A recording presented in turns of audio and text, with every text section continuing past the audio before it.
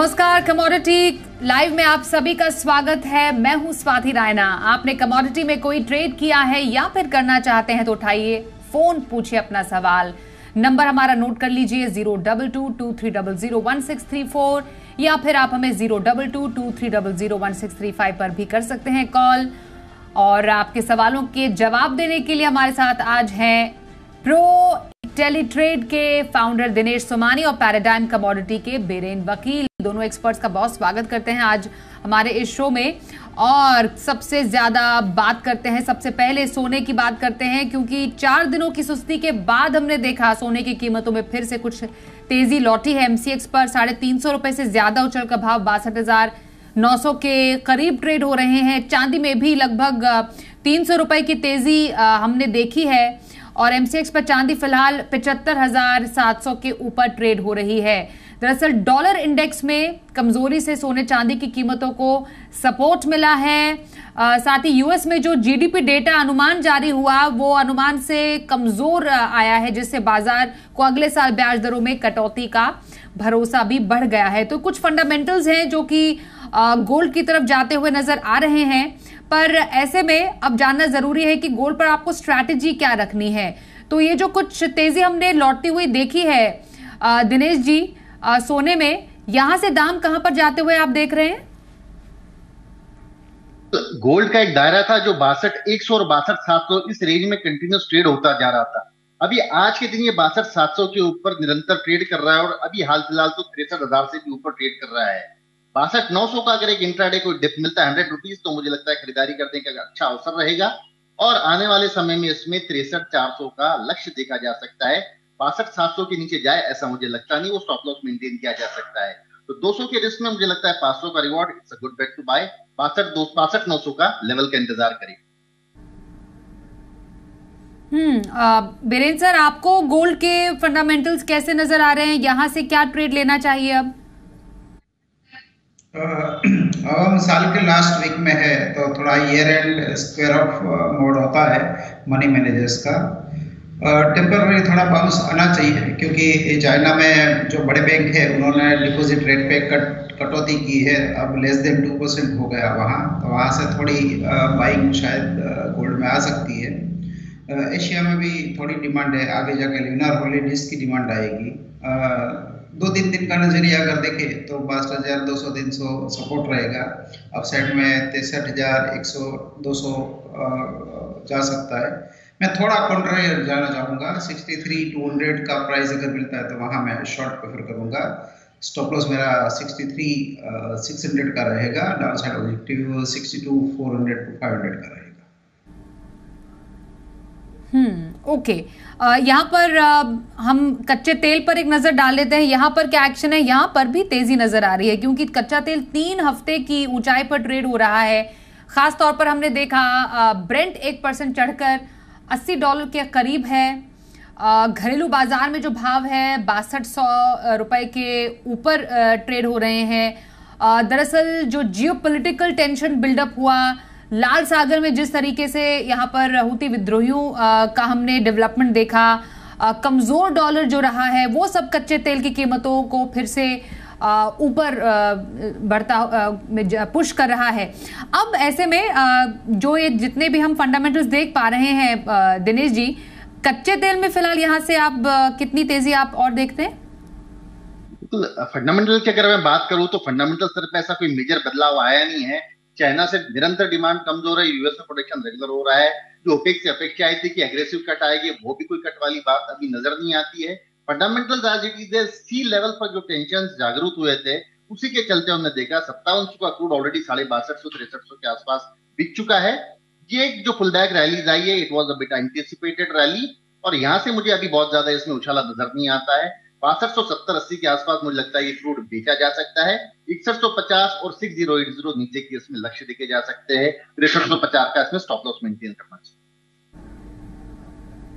बिल्कुल, तो ये क्रूड पर कुछ इंपॉर्टेंट लेवल्स हुए दिनेश सोमानी जी की तरफ से। इसी के साथ पहले कॉलर से भी बात करते हैं, उनका सवाल जानते हैं। महाराष्ट्र से मदन जी हमारे साथ है। बताइए मदन जी, क्या जानना चाहेंगे आप? गुड इवनिंग मैडम जी, पूछिए। मेरा सवाल सोयाबीन में है और सोयाबीन में क्या करना चाहिए, वीरेंद्र वकील से मेरा सवाल है। हेलो, तो सोयाबीन पर कब तक का व्यू चाहिए आपको मदन जी? कब बढ़ेगा? मार्च तक का व्यू चाहिए मुझे। और मार्केट कहाँ जा सकता है?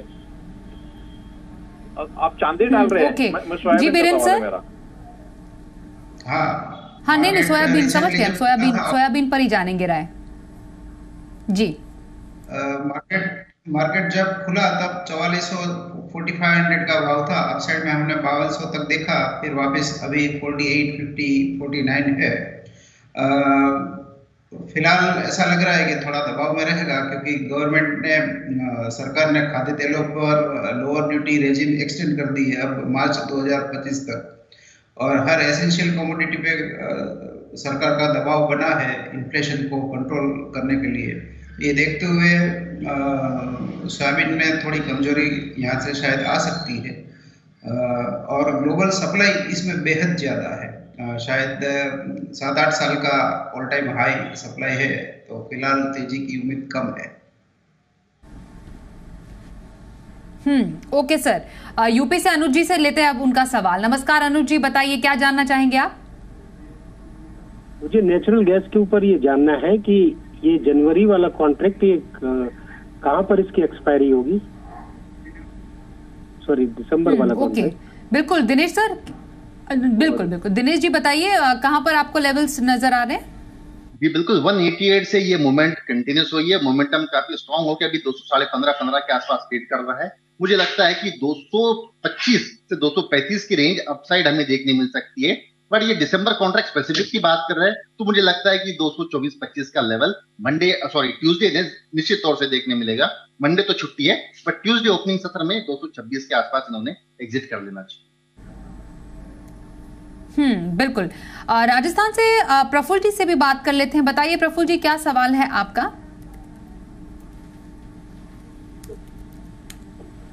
प्रफुल्ल जी पूछिए। सर मेरा सवाल कॉटन के सीड पर। तो जनवरी एक्सपायरी कहाँ तक जाएगी? कॉटन सीड पर कब तक की राय चाहिए आपको? जनवरी मंथ, जनवरी एक्सपायरी। जी बीरेन सर, कॉटन सीड के आगे की चाल क्या देखते हैं आप? फिलहाल मार्केट यहाँ दबाव पे है। फिजिकल मार्केट में दो इश्यूज है। एक तो थोड़ा एडल्ट्रेशन का, मिलावटी खल का इश्यू है, इसके कारण इसकी डिमांड कुछ कम हो गई है। साथ ही साथ फाइनेंशियल क्रंच भी काफ़ी ज़्यादा है। तो मुझे ऐसा लग रहा है कि यहाँ 2780, 2800 टेम्पररी इंटरिम टॉप बना है। जब तक मार्केट उसको पार नहीं कर सकता डिसिसिवली, तब तक तेजी थोड़ी मुश्किल है। फिलहाल इसकी रेंज जनवरी के हिसाब से 2680, 2780, 2800 ऐसी मान सकते हैं। जी गुजरात से अमित जी से भी जान लेते हैं उनका सवाल। नमस्कार अमित जी, बताइए क्या जानना चाहेंगे आप? Good evening. मेरा क्वेश्चन है नेचुरल गैस के ऊपर। मैंने जनवरी का नेचुरल गैस का कॉन्ट्रैक्ट 15 लॉट सेल किया है और फरवरी का 15 लॉट बाई किया हुआ है। डिफरेंस अभी 12 रुपये चल रहा है। तो मुझे ये एक्सपेक्ट है कि ये कम होगा डिफरेंस, उसके ऊपर मुझे राय चाहिए, किसी भी एक्सपेक्ट। जी दिनेश जी, इनके लेवल्स पर क्या राय रहेगी आपकी? मुझे लगता है अब ये मंडे एक्सपायरी हो रहा है ऑलमोस्ट, तो ये जो डिफरेंस है, अगला कॉन्ट्रैक्ट थोड़ा सा ज्यादा तेजी होने की संभावना है। अगर 12 रुपए के डिफरेंस पे इन्होंने किया तो निश्चित तौर से थोड़ा सा और डिफरेंस जहां से बढ़ सकता है, क्योंकि आगे इसमें जो रुख है मोमेंटम में थोड़ा सा तेजी का नजर आता है मुझे। तो स्प्रेड में निश्चित तौर से प्रॉफिट होगा, ऐसा मुझे लगता है। जी हरियाणा से पवन जी से जान लेते हैं उनका सवाल। बताइए पवन जी, क्या जानना चाहेंगे आप?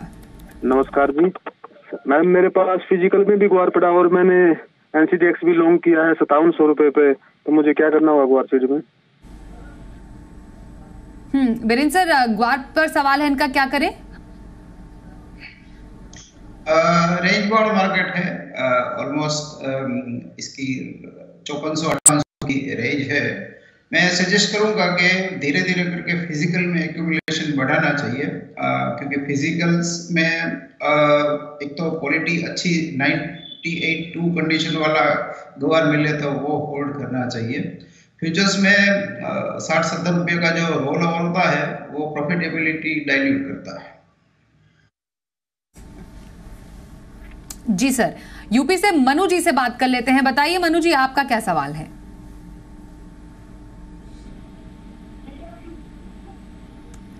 मैम मनु जी सवाल पूछिए अपना। मैम मेरे को इंट्राडे में गोल्ड या सिल्वर में क्या करना चाहिए? इंट्राडे में गोल्ड सिल्वर पर दिनेश जी क्या राय रहेगी आपकी? बिल्कुल 62,900 अगर एक डिप मिलता है यहाँ से तो बाय करना चाहिए, और ट्यूसडे तक की आपको 63,400 का लेवल देखने मिल सकता है। इंट्राडे अभी समय थोड़ा सा कम है, बट इवनिंग सेशन में भी अगर मोमेंट आता है तो मुझे लगता है कि 62,200, 63,200, 63,250 के आसपास आप एग्जिट कर सकते हो। अगर आप कैरी फॉरवर्ड करो तो इसमें ज्यादा मुनाफे की संभावना है। ओके सर, हरियाणा से महावीर जी से भी सवाल ले लेते हैं। बताइए महावीर जी, क्या जानना चाहेंगे आप? मैडम ये गोल्ड पे पता करना था, 62,500 पे मेरा गोल्ड बाय है, तो होल्ड रखो या निकल जाऊं? 62,500 पर बीरेन वकील सर, क्या रहेगी इनके लेवल्स पर आए आपकी? 63,100-200 के आसपास वो प्रॉफिट बुक कर सकते हैं। फिलहाल सीमित दायरा है, मीन्स 61,300-400 सपोर्ट रहेगा और अपसाइड में 61,800-62,200 के बीच सपोर्ट रहेगा, अपसाइड में 63,200-300 का रेजिस्टेंस रहेगा। फिलहाल नाताल के कारण दायरा सीमित रहेगा। और कमोडिटी शो में अब एक और कॉलर से बात करते हैं। नासिक से अमित जी हमारे साथ हैं। बताइए अमित जी, क्या जानना चाहेंगे आप? नमस्ते, मेरा सवाल दिनेश जी से है। मैंने सिल्वर माइक्रो के फरवरी कॉन्ट्रैक्ट के 2 लॉट 75-200 के एवरेज से बाय करके रखे, और अप्रैल कॉन्ट्रैक्ट में मैंने 75-800 के एवरेज से 3 लॉट सेल करके रखे। तो अभी क्या स्ट्रेटेजी रहना चाहिए मेरा? ओके। जी दिनेश सर।